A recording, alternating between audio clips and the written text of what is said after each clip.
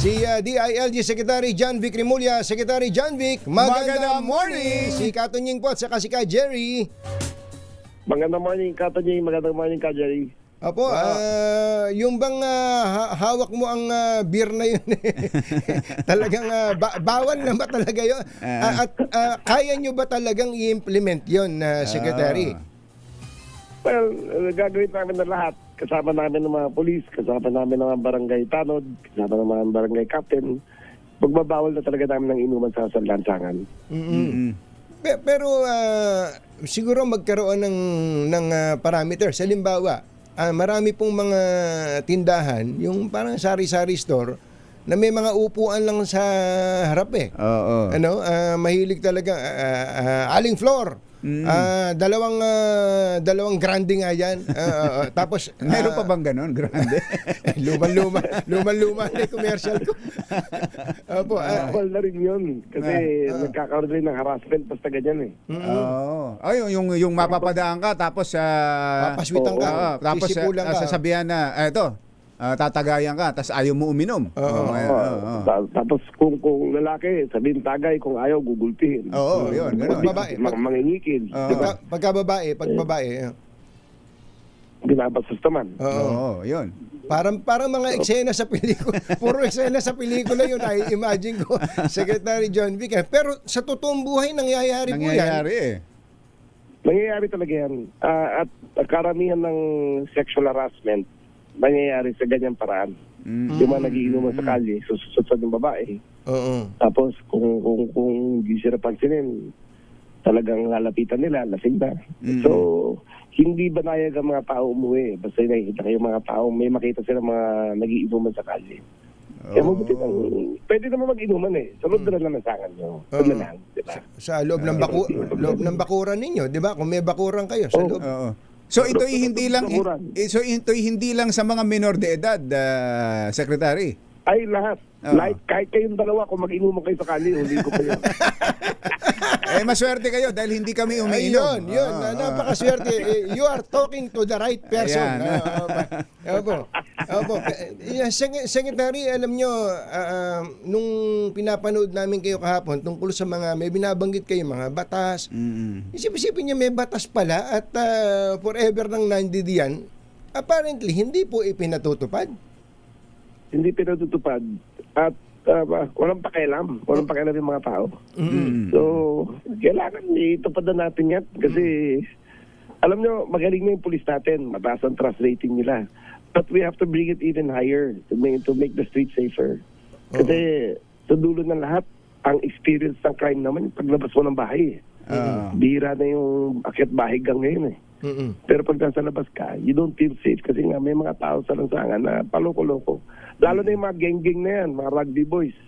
Diba? Pag makita mo, ayun yung makukulit sa kalye. Ayun yung mga, yun yung babasain ng windshield mo. Sabihin mo punasan. Kung di mo punasan, susuntokin yung windshield mo. Nangaharas doon. Ito, bawal na namin lahat yan. Yung pong mga na-imagine ko yung mga anak natin, lalo kung babae, inabot ng gabi sa kalsada, uuwi, maglalakad sa kalye, tapos biglang madadaanan niya mga yan, babastusin. Tama kayo eh. Lahat ng mga kalokohan, kapag yung pa namang mga tao, ang babait sa pagka-sober, pero pag nakainom, tumatapang, lahat ng klase ng kabastusan ay lumalabas sa bibig. Lahat na. Lalo na kung masikip ang lugar. Marami mga lugar dito sa Metro Manila. Kung masikip dyan, pauwi. Nakaharang na sila kalahati ng kalye. Dadaan sila. Mapipilitin sila dumaan sa tapat. Okay, so itong utos ninyo, itong order ninyo, hindi lang sa mga main roads, sa mga pangunahing lansangan, kundi kahit sa mga iski-iskinita. Iskinita, bawal na. Dapat tigil na yan. Diba? Ang iniiwasan pa natin, number 1, siyempre yung harassment. Number 2, yung basagulo. Ako dyan sa Cavite, dyan kami natuto eh. Puro yung binawal namin ng inuman sa kalsada. Bumaba ang crime rate namin mga physical injuries. Kasi nga, dyan ang basagulo eh. Dito, importante at malaking papel dito, barangay, Secretary. barangay talaga, yung mga barangay tanod talaga. Mm-mm. Marami rin, bawal na yung walang t-shirt, bawal magbunete, bawal yung nakatakip ang mukha. Oo. Kasi dyan yung mga paloko-loko eh. Oo. Yung papasok ng mga establishments na naka-helmet, nasa loob ng establishment, naka-helmet pa. Oo. Eh ngayon, summer ngayon, hinuhubad yung kamiseta. Oo, Tapos ilalagay sa ulo, sa mukha. Oo. Oo. Eh, bawal na natin yan. Hindi na pwedeng ganyan. Secretary, Hindi kung ang nabanggit nga natin, ang unang dapat nagpapatupad niyan ay barangay. Eh kadalasan, Opo. ang nagpapainom si chairman eh. Pwede naman sa loob ng sa gabi. Loob ng barangay? Medyo painumin, di ba? Sa covered court sila, lahat yan. Pero bawal sa barangay hall, bawal yun. Pero bawal talaga. Kung sakali lang pag na sila mag-inom. Saka baka, total, nalaman natin na ang responsibility na magpatupad niyan, unang-una, ang ordinansa, dyan sa barangay, tapos andyan yung pulis. Pero unang-una, yung barangay nga po, chairman, secretary, yung barangay chairman, secretary, pwede bang maparusahan yung barangay chairman o mga opisyal ng barangay na hindi ipinapatupad yung order nyo na yan? Pwede. Kung may mag-complain sa kanila, gross neglect of duty ang kaso nila. Oo. Hindi lang yan. Sila masuspende. Oo, kapag yung curfew lang hindi ba ang dami ng ordinansa sa curfew, lagi na lang ang napag-uusapan sa mga barangay secretary Hindi, kawawa naman yung bata inabot lang ng gabi talaga yan sa kalsada Ano ba ang pamantayan sa curfew? Ang curfew, kung 18 and below, na wala naman kayong school permit na nag-aaral kayo ng ganung oras, wala naman kayong trabaho, ibabarangay kayo, i-report kayo sa police, dadaling kayo sa DSWD. Kasi dyan rin yung mga maiinit na ulo, mga ganyang edad. Ganyan nakita namin yung mga geng-geng na yan. Ganyang oras sila pinakamakulit, basta pagdating ng mga alas 10. So, ayan, umuwi na sila sa bahay nila. Magtagong na sila, pero wag kung magnasarasangan sila, sisitahin sila, huliin sila. Ganun yata talaga ngayon, mga kabataan, late na matulog, kumbachero. Hindi tulad nyo, Sek, na Maaga tayo matulog maaga tayo natutulog. Ngayon yata, hanggat hindi sumisikat ang araw o hindi madaling araw, hating gabi, hindi paggabi ang touring nila May mga gadget na kasi. So, yung mga gadget na yan, nagkakaaliwan sila. Diba, maraming lugar, libre wifi. Yung gadget na yan, buong araw nanonood ng TikTok mga yan hanggang gabi. Tapos, kakayayaan na. Tapos, medyo adventurous kanyang edad. Sasabihin, lika, punta tayo ron, tingnan natin kung may diskarte tayo. Ganyan lagi usapan dyan di ba? So, tigil na yan. Hindi na pwedeng nagdeterrorize sa mga kali, yung mga maloko at mga bata. So ulitin natin, 18 years old, 18 pababa ay hindi na dapat na nasa kalsada ng alas 10 ng gabi. Alas 10, 10 to 4 yan. 10 to 4 yan, no? 10 to 4 po. 10 to 4, okay. Na-imagine ko, yung may nag-message po sa atin kanina, hindi nyo raw kayang ipatupad to sa Tondo. Oo. Subukan natin. Tingnan natin. Tigas sila, di ba? Sana kala ko sasabihin nyo, sa iyo ang Tondo, akin ang Cavite. Parang Pelikula na naman yan Parang pelikula na naman yun. Secretary, alam nyo, ito ay maaaring maliit na bagay sa iba, pero kapag na-implement po ninyo, tungkol sa peace and order po ito, kaayusan, katinuan, disiplina, baka pwede idugtong nyo na rin po, Secretary, yung kalinisan ng barangay. Pwede bang kutusan nyo yung mga barangay chairman na napakadudumi, mga dugyot ang mga barangay na nasasakupan nila? Ang sunod na project natin. Pero one at a time. Unahin muna natin itong peace and order. Yung beautification, madali na yan Basta na ulitin mo yung disiplina. Yung beautification, madali na yan. Disiplina talaga no? Disiplina talaga Naiinggit na lang tayo sa mga kapit bansa natin kapag nakakita tayo ng pati sa parking, di ba? Yung illegal parking minsan mga chairman, nasa barangay pa mismo ang sila ang promotor. Sila promotor. Ang illegal parking si ano na yan, si General Torre na ang assign natin diyan eh. Siya ang GS ng MMDA, di ba? Sila dapat yan. Saka kanyan si General Torre kanyan merong yung pang kahit nakatago sa ilalim ng lupa nakikita niyan eh. Detector. May detector yan, hindi ka pwedeng magtago diyan eh.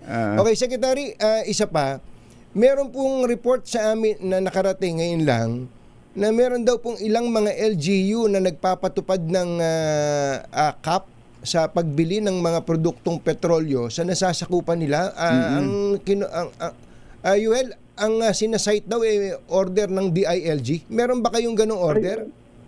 Wala kaming ganung order. Ang order namin is to conserve resources within the DILG. Yung mga barangay, binabawal na namin yung mga seminar na malayo. Kasi ang laki na resources ginagamit eh. Binabawal na namin yung mga, katulad ito, mayroon dapat mga convention, meron pang outing, mga ganyan, binabawal na namin lahat yan. Pero yung para sabihin sa private citizen na bawal bumili na may rasyon sa gasolina, wala kaming ganyan, wala kaming order. May sinasite pa daw pong memorandum, DILG Memo Circular 2026-023. Ayun. Na 20 liters lang ang pwedeng ibenta sa bawat magpapakarga. Parang ganun ba, Yuel? Ganun? Walang ganun. Walang ganun. Wala. Fake news yan. Walang ganun. Walang ganun. Mabutit na nilinaw nyo yan. Pero doon sa nabanggit nyo yung biyahe, convention, seminar, kahit local, bawal. Yung within the city pwede kasi Within the marami city, dyan, mag-outing, sabihin nila team building, pupunta sila ng Boracay. Yan. Ang laki ng gastos yan. Charge sa barangay yan. Pero pag dumaan sa opisina namin, team building on a cruise ship. Wow! Thailand. Pwede ba sumama? Diba? Oo nga. Wow! Sana Cruise ship? Sana all. May ganyan na request na travel authority sa akin. Saan yan, Sek? Anong bayan? Anong probinsya? Wag na nating pangalan pero Panginoon kong buhay to. Grabe naman 'yon. Ano yan public funds yan ginagamit nila. Grabe team Okay. building sa cruise ship. So hindi, malala naman 'yon. Secretary, saan ba yan? Luzon, Metro Manila, Visayas? Luzon. Oo. Buti na naawat ninyo. Siyempre, lahat kasi ng Foreign Travel Authority dadaan sa akin basta masera na ganyan, to my attention, sabihin ko, di na kagad yan, di sa ganyan. Pero sa ngayon, ang foreign travels, bawal talaga? Hindi naman. Bawal ang foreign travel, basta public funds ang ginagamit. So, hindi justifiable, binabawal namin. Kasi marami dyan, sasabihin, mag-attend ng seminar, pera ng bayan. Pero pagkita mo sa Facebook nila, puro mga selfie lang ginagawa nila buong araw. Teka muna, nakakadagdag pa para sa bansa ang pag-seminar na yan.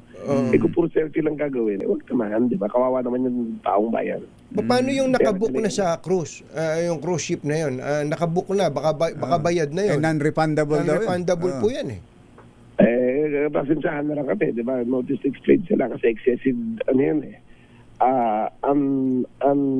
unreasonable use of public funds with beyond reason yan Paano mo justify na mag-team building kayo sa cruise ship? Sana ibalik nila kung nabayaran na, Secretary. Pera ng bayan yun. Sarili pera nila, babayad nila. Mag-abono sila. Sa refund. Mag-abono sila. Sobra naman yun, Secretary. Meron pa palang ganyang mga tao. sa panahon ngayon, na hindi nahihiya na gawin yan? Marami pang ganyan. Kasi siyempre, it's an imperfect organization. Ilang kaming LGU, 40,000 na barangay. Ilan 4,000 municipalities. 160 cities, 82 provinces. Siyempre, imperfect yan. Daan-daan libong nandiyan dyan Siyempre, kung kayang makalusot, lulusot, di ba? Lahat tira pasok ko yung mga yan So, dapat konti disiplina lang. Hindi man namin pinapakilitan, pero remind namin na wag naman ganyan, di ba? Pera ng bayan yan. Okay, sir, pasensya na. Paminsan-minsan nyo lang kasi kami binibigyan ng kahit konting pagtingin eh. Ikaw pa.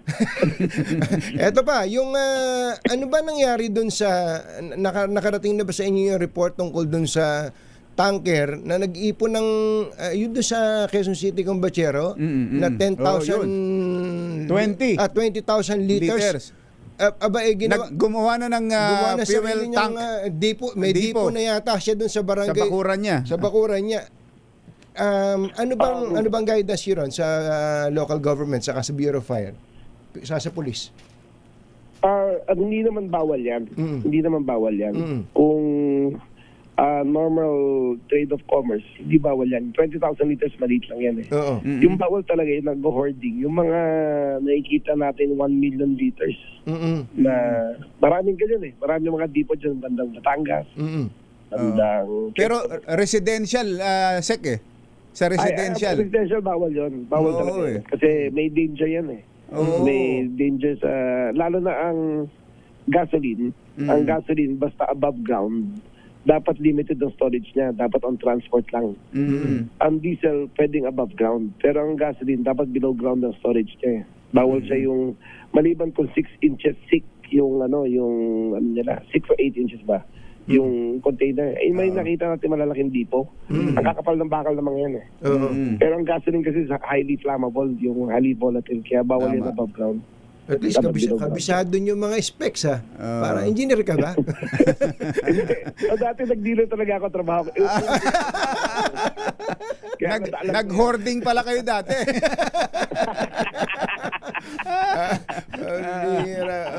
Yung mga bumbero ba natin, okay na ba ang Bureau of Fire Protection? Mga inspector, ang dami nyo palang mga pinagtatanggal ng mga fire inspectors ha. Siyam na raan yan. Kasi ano nyo, di ba, pagalikan nga to, di ba, kung kaya isahan ka. Naglagay na nga ako ng body cam sa kanila. Ba, mahusay rin, nag-convention ng sarili. Ang ginawa ng style, telepono na ang transaction, hindi na face-to-face. Ang gagaling, ano? Ang galing talagang gumawa Gagaling. So, 900 fire inspector si Bak. Sibak, Nako, dinala ko sa mga basilan, dinala ko tawi-tawi, dinala ko sa malalayo. Oo. Sige, diyan kayo magsiga ngayon, diyan kayo mangikil. Oo. Diba? So dinala ko yung mga mas bata, tingnan natin kung ubra. Mm-mm. Pero tuwing may report sa akin, talagang tanggal yan. Wala na ako na. Natutuyo na dugo ko eh. Disiplito sa mga to eh. Grabe. Pero mo, kinasuhan ko na yung 45 na pinakamataas na opisyal ng BFP. Lahat sila suspended, lahat sila may kaso. Yung mga sa baba, tuloy pa rin. Hindi pa rin tumitigil. Agad ko, gano'n na. Sabi ko sa kanila, gano'n. Grabe. Matigas ulo nyo ha. Nakabaon talaga sa buto, Secretary. Sobrang hirap pa tanggalin yan. Hindi tayo titigil. It cannot stop me from enforcing what is right. Yung ginagawa kasi nila yung hold up. Sigurado ko, Katojing, meron kang restaurant. Opo. Diba? Nakukulit rin. Baka ikaw, hindi ka kinukulit. Pero marami kang kilala na kinukulit ng mga fire inspector na yan. Hindi, kinulit Hindi ako. na titigilan. Kahapon, nandun na naman.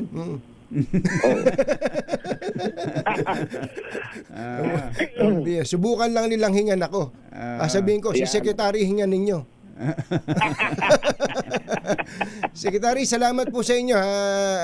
Ito pong mga ganitong discussion. Sabi ko nga kanina, maaaring maliit ang tingin ng iba. Pero pagka nalinis natin ang mga barangay, naayos ang barangay, mas madaling ayusin ng mas malaking problema kung yung maliit ay nasosolve agad natin. Thank you po. Magandang umaga po sa inyo. Thank you, Secretary. Magandang umaga po sa lahat. Si Secretary John Vic Rimulya, DILG.